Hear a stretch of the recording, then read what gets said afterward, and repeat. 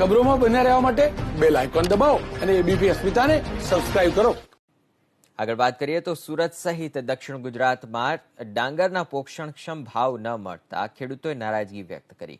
ખેડૂતો હાલ ભાત પ્રતિ કિલો 17 રૂપિયા લેખે સહકારી મંડળીને આપી રહ્યા છે. ખેડૂત જ્યારે છૂટક બજારમાં તેજ ભાત લેવા જાય તો 60 રૂપિયા આસપાસ ચૂકવવા પડી રહ્યા છે. ખેડૂતોનું માનીએ તો પ્રતિ કિલો ભાત પર પ્રોસેસનો ખર્ચ 10 રૂપિયા થાય છે, તો પછી વચ્ચેની 30 થી 35 રૂપિયાની મલાઈ કોણ તારવી જાય છે? સુરત સહિત દક્ષિણ ગુજરાતમાં 2 લાખ હેક્ટરમાં ડાંગરની ખેતી થાય છે, જેમાં 40 લાખ ગુણી ડાંગરનું ઉત્પાદન થાય છે.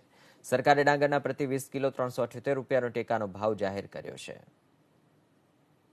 અત્યારનું જે વાતાવરણની છે, આ વર્ષે વરસાદથી નુકસાન, ડાંગર વીંગે પહેલાં 60 થી 70માં પાકતું, આ વર્ષે 40 થી 50માં. હવે વીંગાનો ખર્ચો ગણીએ તો ઓછામાં ઓછા 12 થી 15,000 રૂપિયા એનો હાર્વેસ્ટિંગ લગીનો ભાવ છે. અહીંયા તૈયાર થયેલું ડાંગર જે 40 થી 50 મણ ગણીએ તો તેને જે 320 રૂપિયા અત્યારે બજારના ભાવ છે વેચાણના, હવે તે પ્રમાણે ગણીએ તો એનું હરખું પણ થઈ રહેતું નથી ખેડૂતો. અને એ જ ડાંગરના ચોખા અમે લેવા ગઈએ તો છે તે અમને ત્યાં એ મળે છે 60 રૂપિયા કિલો મળે છે. એટલે ઓછામાં ઓછા, અને આમ અમે ચોખા તૈયાર કરીને વેચીએ તો 32-35 રૂપિયા મળે છે. એટલે વચ્ચેનો ગેપ જે છે તે બહુ મોટો ગેપ પડે છે. એ ક્યાં જાય છે એ ખેડૂતને ખબર પડતી નથી. 8 વીઘામાં ભાત બનાવ્યું છે મેં, અને એનો 1 વીઘાનો મારો ખર્ચો કમસે કમ 12 થી 15,000 રૂપિયાનો છે.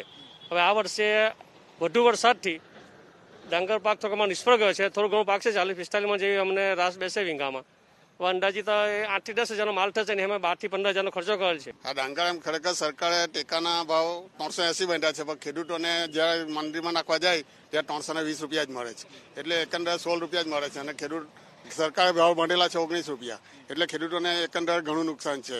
અને વીંગે લગભગ 12 થી 15,000 રૂપિયાનો ખર્ચો થાય છે ને ઉત્પાદન થવાનું નથી, એટલે ખેડૂતોને નુકસાન જ છે.